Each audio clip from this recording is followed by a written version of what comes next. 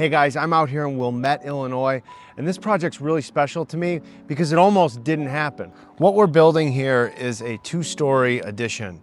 It's gonna be 200 square feet on each floor. We're gonna have a new kitchen on the first floor with a mudroom. As we go upstairs, we're gonna reconfigure those bedrooms to take one very large bedroom and turn it into 2 smaller bedrooms, but still really nice size, and then also add a primary suite. Now on the surface, that sounds all great, but the reality is that zoning almost shut this entire project down before it ever got started. In this video, I wanna take you through this entire project, what we're gonna be doing on the inside, but also talk about some of the zoning and what we had to do to even make this project possible. What's most interesting about this project, outside of all the zoning things we had to do, is this house is actually 3 houses in one. We're standing in the oldest part of the house, which was built like 1880s, and then you get into the 1940s, and then we go upstairs in a minute and you'll see the 1970s. FAR, floor area ratio. What does that mean? We take the square footage of the lot, multiply it, and we get how much square footage is allowed to be built on that lot. FAR was our biggest challenge with this project because according to the village, if we tore down this house, we'd have to build something that was even smaller than that's currently here. Our goal was to build something that was 400 square feet bigger than what's already here. As we make our way out of the kitchen area, I want to point out some interesting stuff. If you've never seen this before, this is what's called knob and tube wiring. Essentially what you have is you have a knob and you have a tube. The tube is what's quote unquote the insulator for the wood, for the wire to pass through the joist. Over here, you have a knob, and the knob is to hold tension on the wire as it goes down the run.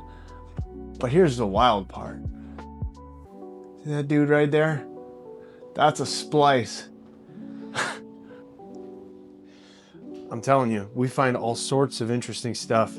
This knob and tube wiring in these old houses is very, very common.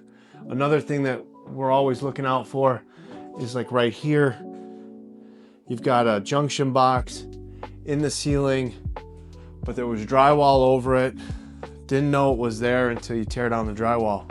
That's why when you're doing a project like this, just tear the whole ceiling down. Once we get upstairs, we're into 1970s construction. A couple of different ways that I can tell that that's what we're working with here is the size of the ceiling rafters and the roof joists. As the code evolved, the sizes of all the framing members got much larger. Another way you can tell is you'll start to see stampings on your lumber, and this'll either sometimes you'll find age of things and other times you'll find what the company is. All of these things help me when determining how old a structure is. All right, right now I'm standing in what used to be the old primary bedroom.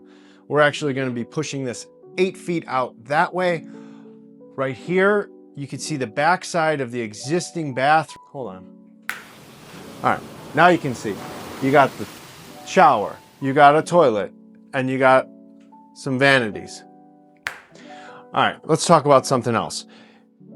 One of the biggest challenges when it comes to rezoning a property is you have to go through a series of meetings and presentations and all these things. So we had to go and meet with the Village of Wilmette. We sat down with the Zoning Board of Appeals and we presented our case. And essentially what we presented was a hardship. And what is a hardship? A hardship is any circumstance that's related to the property. I'll repeat that.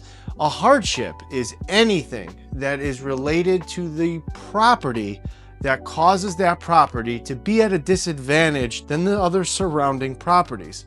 It is not tied to the homeowner itself. It's to the property. There, glad I explained that.